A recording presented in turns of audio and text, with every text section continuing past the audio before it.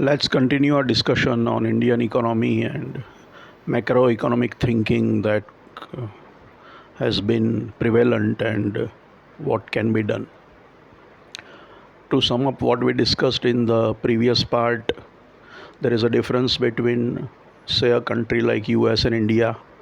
The private sector there is bigger, more dynamic, spends more money on R&D, uh, is ambitious, changes quickly, innovates a lot. America has cheap credit, low interest rates, products are cheap, labor is costly. So there is a difference between the private sector in US and India.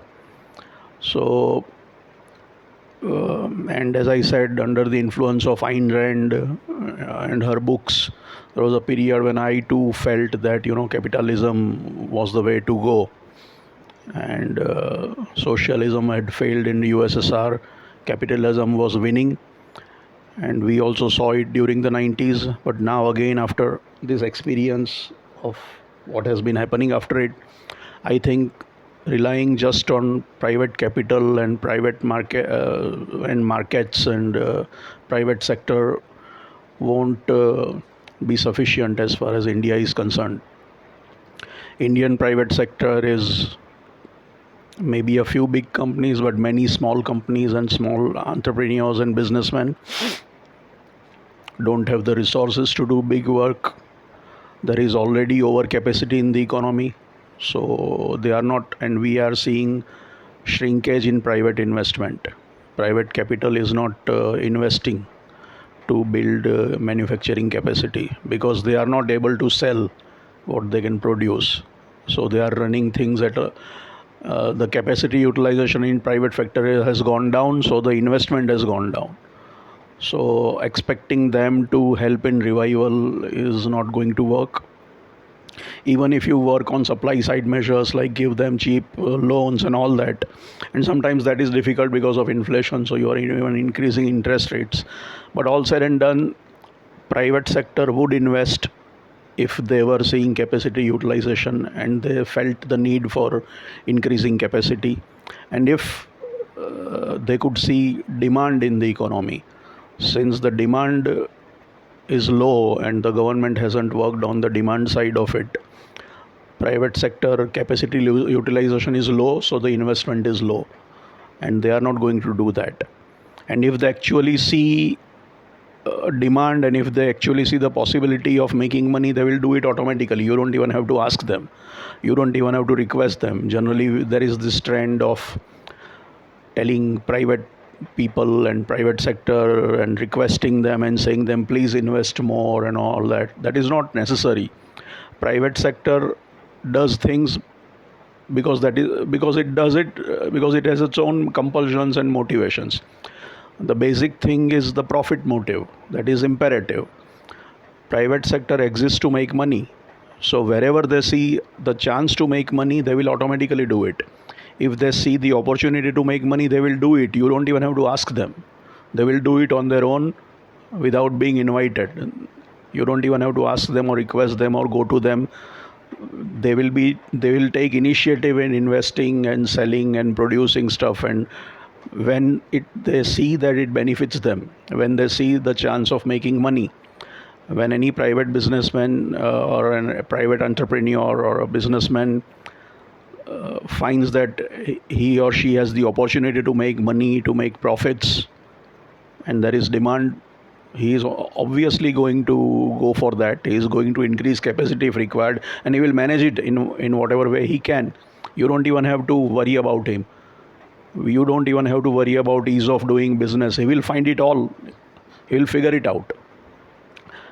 Even if it is unease of doing business, if he sees that there is a potential to make money, potential to make profits, he will do it without the government making it easier for him or whatever it is.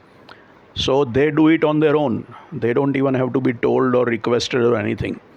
So if they can, they will do it. You don't have to do anything about it. So all this talk of making it easier for them and all that is not going to work. And if once you do that, they will keep on asking for more. It is endless. If you get into this business of requesting the private sector to invest more, they will say, oh, please do this, please give us land at zero cost, please remove all taxation, and they'll keep on demanding more and more, and maybe still not do what you want them to do. So this is a stupid idea.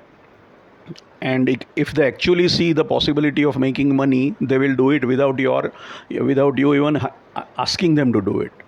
You don't even need to ask them. They will do it on their own, uninvited. So they are not doing it simply because they don't see the demand, they don't see the chance of making profits or making money. So private investment is reducing, is not increasing, because they don't see demand and they don't see the possibility of making money or making profits. And they are constrained by that. That is their main thing. They have to make money, they have to survive, they have to make profits.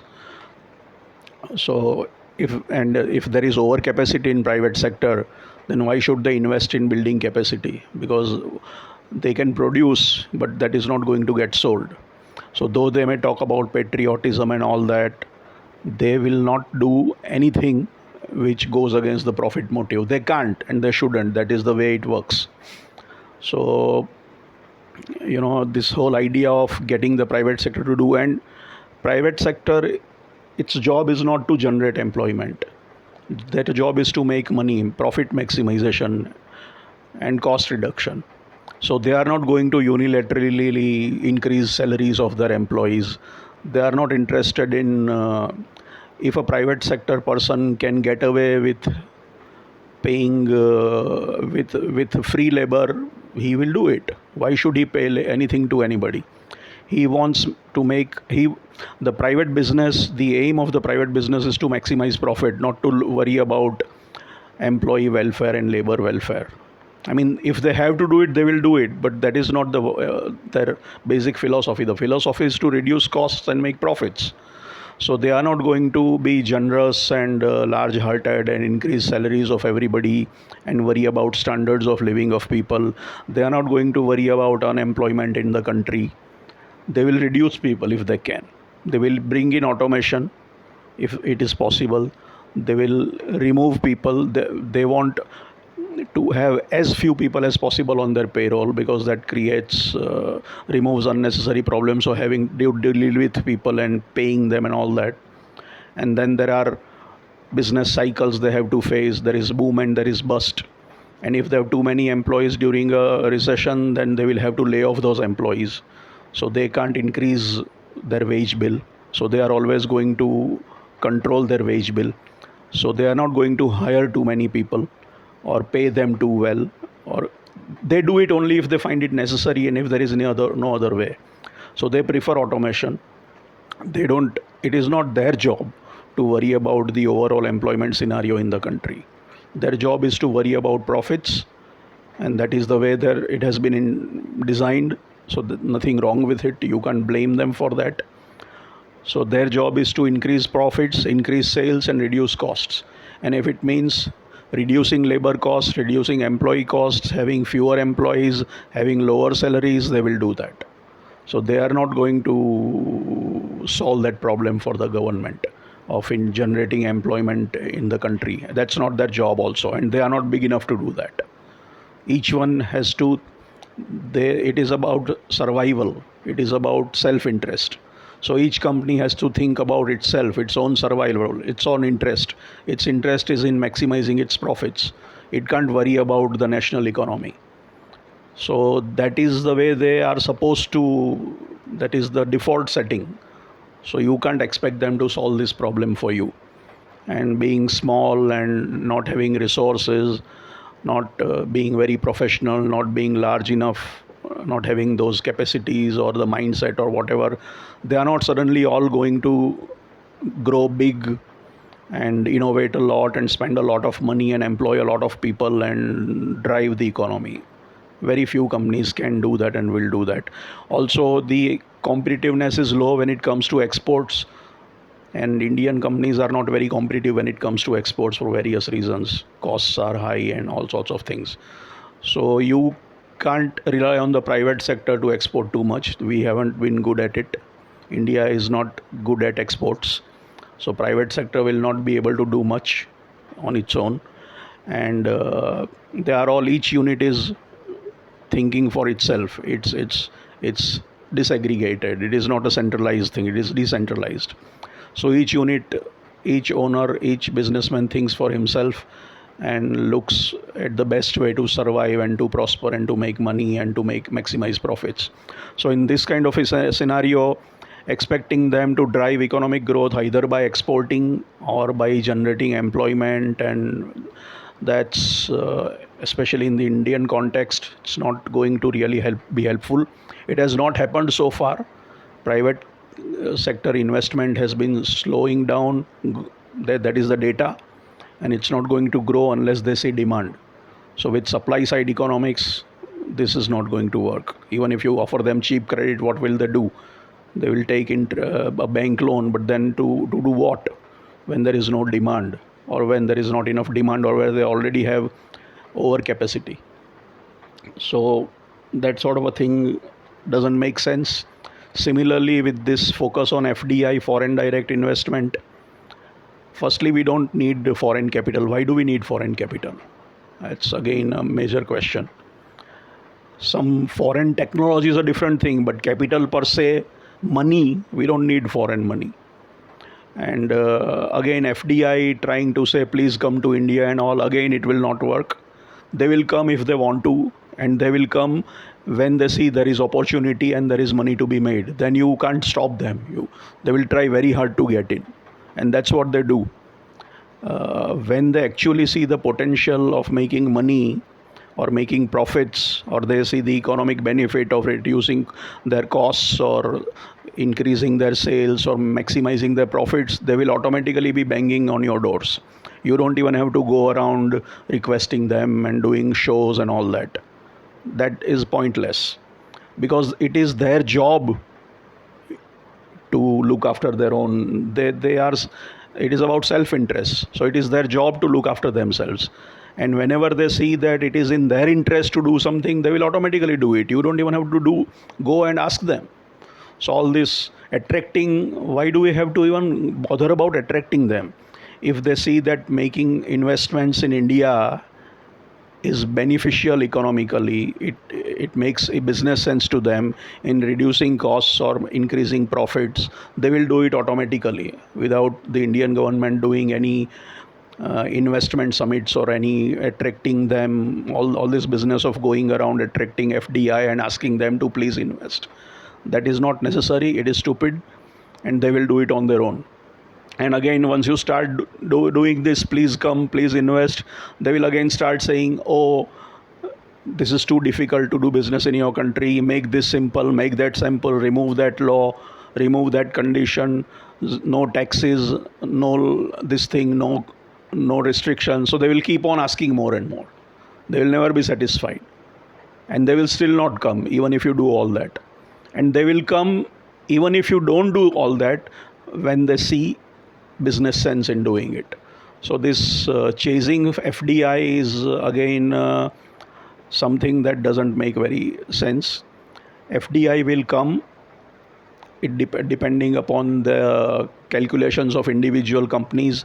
A company or any foreign company will come and invest in India if it makes business sense to it, in light of the global scenario, its own business operations, international scenario, global scenario, Indian scenario, and all that.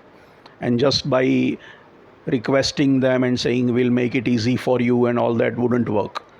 If they find business sense in it, they are going to do it anyway. So don't go chasing them. That's pointless and silly. Just look at this simple example of the stock market. We are receiving a lot of FII and FPI, foreign institutional investment and foreign portfolio investment. So we are getting a lot of foreign capital, and that inflow is going into Indian stock markets because they can make money there, or there is a possibility of making money there. Nobody said that ask them to do that, but they are doing it anyway. Billions of dollars have come into Indian stock markets by FII and FPI inflows. And did you do any summit? No, it happened on its own. So similarly, FDI will happen on its own. So this idea of attracting, trying to attract and all that is stupid. Doesn't make sense. They will do it if they find sense in doing it, right? If they think they can make money and reduce costs, and India makes sense to them compared to other countries, and that is how the whole their calculations, it fits into their calculations, they will do it anyway. So going after FDI and requesting for more FDI and all that is not a very sensible move.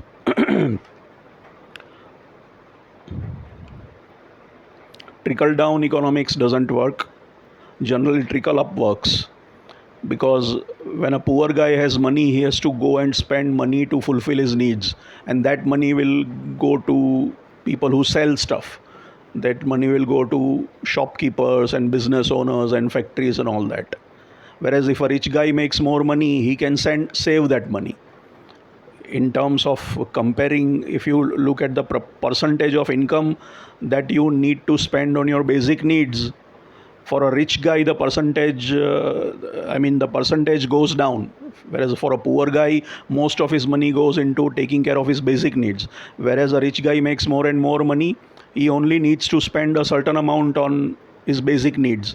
Those basic needs are not going to change overnight. It's about habit and all that, and you can't eat gold or currency and all that. You maybe eat a bit some better quality of food, but that doesn't really change your costs. Your basic consumption patterns are set. So as you make more money, you tend to spend a smaller percentage on your basic needs, and you are spent with a lot of surplus money which you can then save and speculate and do other things. Whereas a poor guy has to automatically spend. If he get whatever money he gets, he can't afford to save. So the money will trickle up from the poor guy to the rich guy, because the poor guy will have to go for food and clothes and all that, and people who produce and sell food and clothes will get that money. So trickle down is a stupid idea. And money moves in certain circuits and certain areas and certain pathways. From one rich guy it go to the next rich guy, or maybe it will change hands in the stock market. So it doesn't affect all parts of the economy. The rich, some money that goes to the rich circles will maybe flow around in those rich circles. It won't go to the different stratum of the poor people. So that kind of trickle down thing is a silly idea, and actually trickle up happens. So trickle down economics is also an idiotic thing that these guys have tried to talk about and tried to convince everybody, and what people have been convinced so far, unfortunately, about that. As I said again, this private thing, FDI, similarly entrepreneurship and startup. There was a time when lots of money was available for entrepreneurs and startups. But then how many? I mean, it was available for some good entrepreneurs with some fantastic and good quality ideas, and the funding was available and they made good money and good profits. But now they talk of a funding winter. Everywhere you see funding has slowed down in the startup sector, because all startups do not do something fantastic. Most of them do copying me too, basically the same thing, some e-commerce or some platform or something basic. Everybody doesn't come out with a fantastic new technological breakthrough.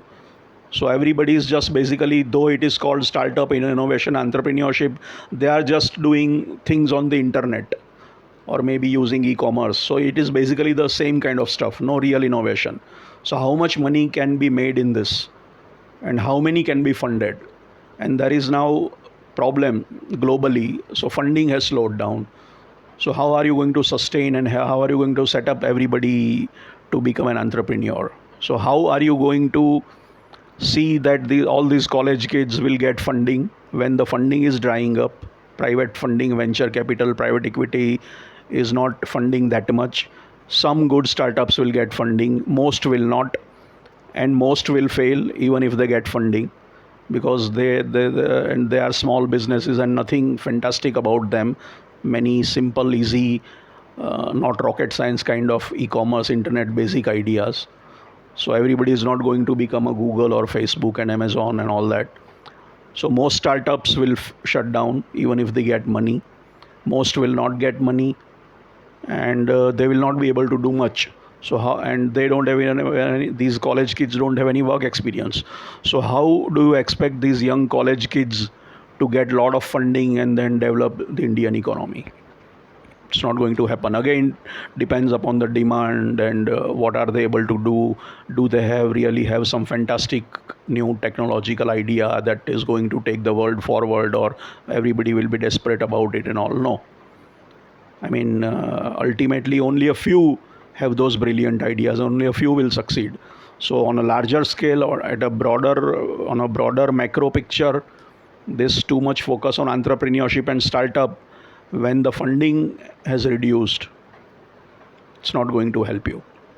So, the focus on entrepreneurship and startup to propel the Indian economy, focus on private sector and FDI to propel the Indian economy, these things will not take you any too far. I mean, it's going a little bit, but you can't expect it to really catapult India to some sort of economic superpower or whatever your ambitions are. So that's not going to happen. So one has to realize that trickle down doesn't work. Supply side economics has its limitations. They have played out. Uh, Focus on manufacturing again is doesn't make sense, because there is already a lot of overcapacity in the world. A lot of goods and stuff can be produced, so we don't need more goods and more stuff. Secondly, manufacturing impacts the economy in a negative way. It leads to pollution and all that. Manufacturing is going to impact the ecology. Environmental issues are there. So manufacturing has that adverse effect on ecology and pollution and all that. So there is a limit to how much you should do or can do. There is already overcapacity. Then manufacturing again is becoming less and less labor intensive. People are using more and more automation. So again, its capacity to absorb labor and generate employment is limited. So should not focus too much on manufacturing. Instead, think of services. And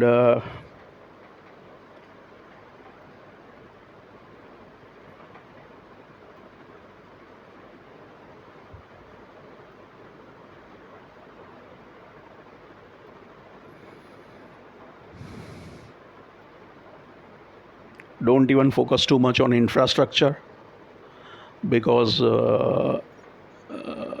infrastructure, somehow somebody has said that infrastructure has a demand multiplier and all that, but who did that study and it has got this kind of a multiplier, and this much money into infrastructure results in this much kind of a GDP growth? I don't believe in those studies. I don't believe in the authenticity or the robustness of those studies. So there is a limit to how much infrastructure you can build. And again, whom does it benefit? Where does that money go? Maybe it keeps on circulating in the same circles again and again in the construction sector. So how much does it actually benefit? Whom does it actually benefit? What do you do with this infrastructure? Does it really help the economy move ahead? It's again a question mark. And let us continue our discussion about this in the next session. Thank you.